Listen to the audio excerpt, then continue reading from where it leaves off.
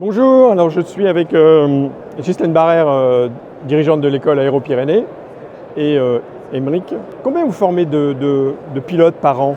En formation, il y a à peu près 250 pilotes répartis sur les 3 sites à Perpignan, enfin Perpignan, Valence et Toussus. Il y en a 25 au Sénégal ou 26 au Sénégal qui sont en formation. En ce qui concerne la formation à distance, on doit avoir à peu près 300 élèves en ATPL à distance. Et on fait toutes les formations avancées, donc instructeurs, les CRI, IRI. Donc ça nous fait quelques formations aussi également en plus, où on fait plutôt au compte-gouttes sur des stages. Donc on va avoir à peu près une vingtaine d'élèves aussi en stage IFR et en stage avancé sur des formations avancées.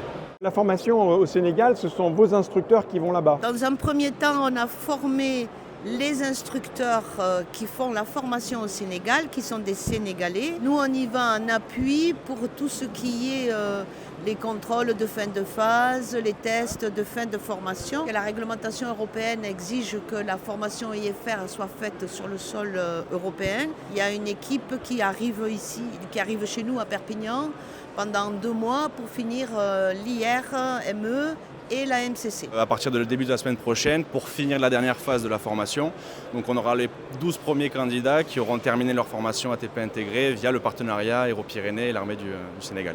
Est-ce que ça fait de vous la première école française? De toute façon, sur le calendrier, on est la première école française, puisqu'on a été créé en 1970 et on était les seuls. Si on n'est pas la première, on n'est pas loin. Est-ce que la demande de formation augmente? Comment est le marché à peu près? On n'a pas vu une baisse de la demande. Ils ont de plus en plus de contacts et de devis à envoyer. J'ai entendu parler aussi d'un partenariat avec ATR. Exactement, donc on officialise aujourd'hui d'ailleurs un partenariat avec le constructeur ATR qui va justement servir à sensibiliser du coup la machine ATR sur la formation de nos élèves qui sont en formation intégrée ou modulaire. L'idée c'est que ATR nous fournisse aussi des modules pédagogiques qui vont permettre à nos élèves du coup de sensibiliser aux outils ATR et pas avoir que du Airbus ou du Boeing dans nos outils pédagogiques. À la fin de la formation, nos élèves auront le choix de faire ou une MCC sur un simulateur JET en FNPT2 ou alors de faire une MCC sur un simulateur ATR. Est-ce que ça a un impact sur l'employabilité de vos pilotes? ATR ont quand même 200 opérateurs.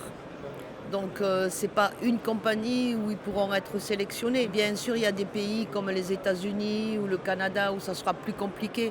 La réglementation fait que ça sera plus compliqué, mais ça fait quand même 200 opérateurs dans le monde, donc ça ne se limite pas l'embauche qu'à une compagnie. Est-ce que c'est vous qui allez faire la sélection, éventuellement une présélection pour les compagnies aériennes? Et après la formation IRME, on fera une présélection pour savoir si le candidat va continuer ensuite après chez ATR. Alors votre présence sur le salon, vous êtes là pourquoi? Je crois que ça doit faire 20-25 ans qu'on est là. On doit faire partie des premiers ATO, enfin, des plus fidèles. Le salon nous permet au moins de rentrer à 1/3 de ce qu'on fait de notre effectif. Je pense que de toute façon, c'est le salon où il faut être pour la formation et le recrutement de nos jeunes.